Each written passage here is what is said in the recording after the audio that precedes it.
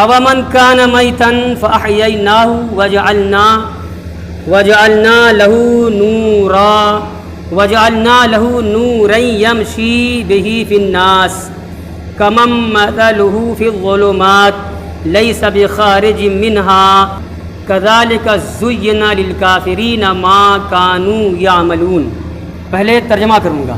اومن کان میتن، تو کیا وہ جو مردار رہا، جو مرا رہا، جو مردار رہا، فاحییناہ، پھر ہم نے اس کو زندہ کر دیا، وجعلنا لہ نورا، اور ہم نے اس کو نور عطا کیا، روشنی دے دی، یمشی بہ فی الناس، اسی نور کو لے کر کے وہ لوگوں میں چلتا ہے، کمن مثلہ فی الظلمات، تو کیا وہ اس جیسا ہوگا فی الظلمات، جو تاریکیوں میں ہے، لیس بخارج منہا، اور وہ تاریکیوں سے، اندھیروں سے نکلنے والا بھی نہیں، کذالک، ایسے ہی، زینا، مزین کر دیا گیا، للکافرین، کافروں کے واسطے، کافروں کے لیے، ما کانوا یعملون، ان کے کاموں کو، ایسے ہی کافروں کے واسطے ان کے کاموں کو مزین کر دیا گیا۔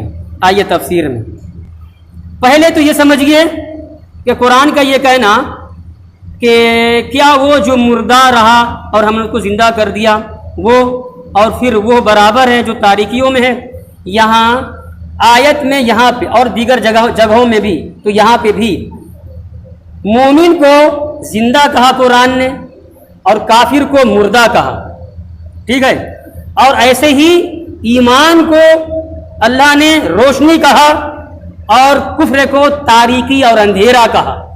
اب آپ دیکھیے، میتن ہمارے سامنے کیا ہے، اومن کان میتن، نافع مدنی قرائے صبا میں ہے، انہوں نے میتن پڑھا ہے، میتن، یمشی بہ فی الناس، تفسیر کر رہے ہیں وہ لوگوں میں جس کو میں نے زندہ، اللہ پاک فرماتا ہے جو پہلے مردہ رہا اور میں نے اس کو زندہ کیا، تو وہ اور نور عطا کیا، اسی نور کو لے کر کے لوگوں میں چلتا ہے۔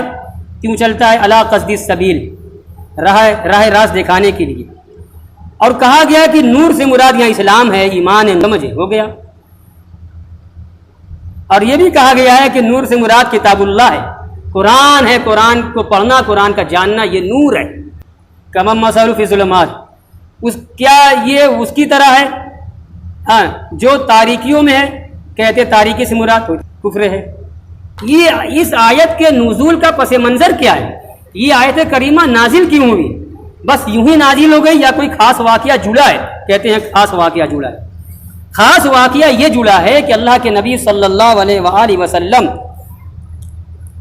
کا مکی دور ہے، اور مکی دور میں کافروں کا بڑا زور تھا، ہم سب جانتے ہیں، خوب ستایا، پکڑ کے مارا مسلمانوں کو، یعنی صحابہ کو۔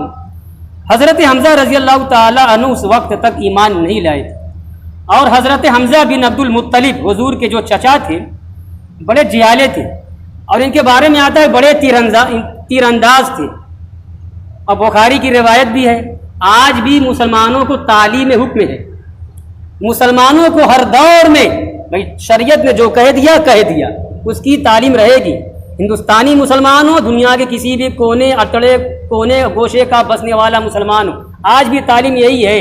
سرکار فرماتی ہے، بخاری کی روایت ہے، اے لوگوں تیر اندازی سیکھو، تیر چلانا سیکھو، نشانہ بازی سیکھو، فإن أباكم إبراهيم كان راميا، اور میں نے آپ کو سنائی ہے بخاری کی روایت، سرکار فرماتے ہیں تیر اندازی سیکھو، تیر چلانا سیکھو، نشانہ بازی سیکھو، کیونکہ تمہارے جد امجد ابراہیم، جس کی ہم یادگار پرسوں منانے والے ہیں، یہ ابراہیم علیہ السلام تیر انداز تھے، بڑا سچا نشانہ تھا۔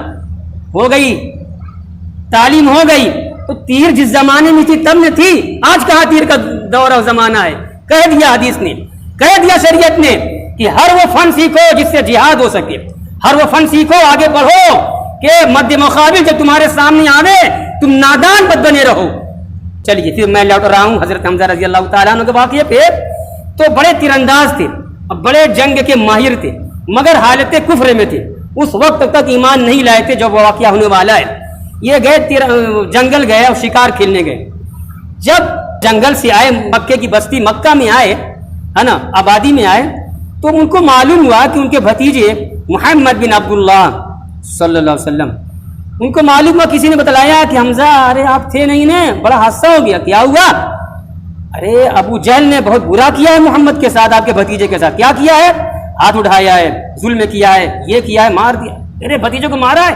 دیکھیے ابھی ایمان نہیں لائے ہیں، مگر ایک جو خون میں جوش ہوتا ہے نا اپنائیت کا، وہ جوش مار رہا ہے۔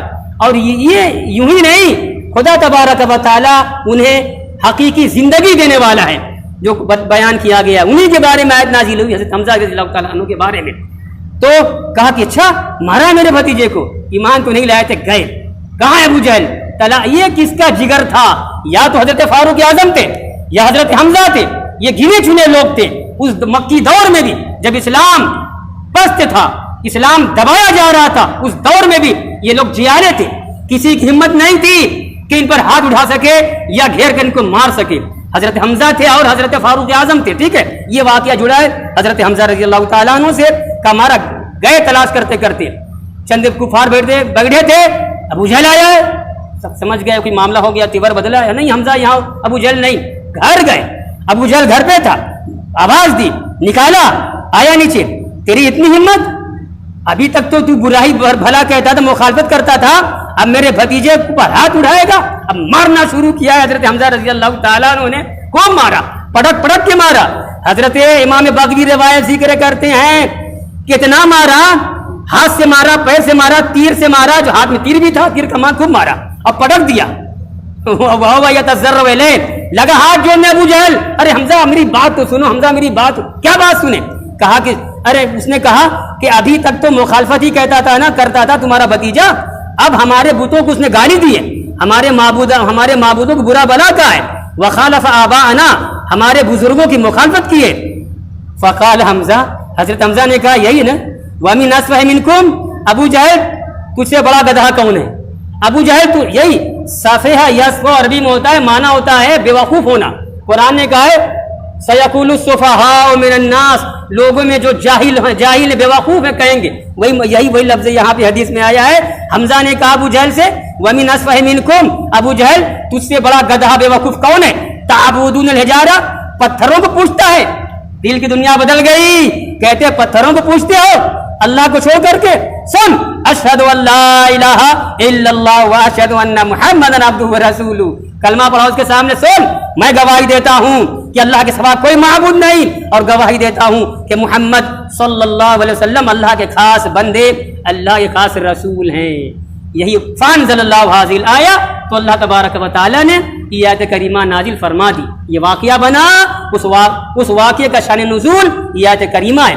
تو یہاں سب مومن مراد ہے کہ سب مومن کیا ہے؟ زندگی والے ہیں، اور ایمان کیا ہے؟ نور ہے، لیکن خاص واقعہ کہاں جڑا؟ حضرت حمزہ رضی اللہ تعالی عنہ سے، سمجھ گئے؟ اب یہاں پہ روایت تو خاموش ہو گئی، اتنی یہ بات ہے، اور ایمان تو لائے، حضور کے پاس آئے، دوسری روایت، حضور کے پاس آئے اور پوری خبر کر دی کہ بھتیجے میں نے ایسا کیا ہے، حضور ابھی چپ ہیں، حضور چپ ہے، سمجھ گیا کہ ابھی خوش نہیں ہوئے، وہی کلمہ جو وہاں پڑھا، کلمہ تو کلمہ حضور کے سامنے بھی پڑھا، اشہد ان لا الہ الا اللہ واشہد ان محمدا عبدہ ورسولہ، آقا کھلکھلا گئے۔ اللہ تبارک و تعالیٰ قرآن فہمی کا ہمیں ذوق عطا فرمائے، ہم کہتے جائیں، آپ سنتے جائیں، اور قرآن کی تعلیمات کو ہماری رگو پے میں رچا بسا دے۔ ہو سکتا ہے کہ بروز محشر یہی قرآن کا ترجمہ ہماری اور آپ کی بخشش کا سبب ہو جائے۔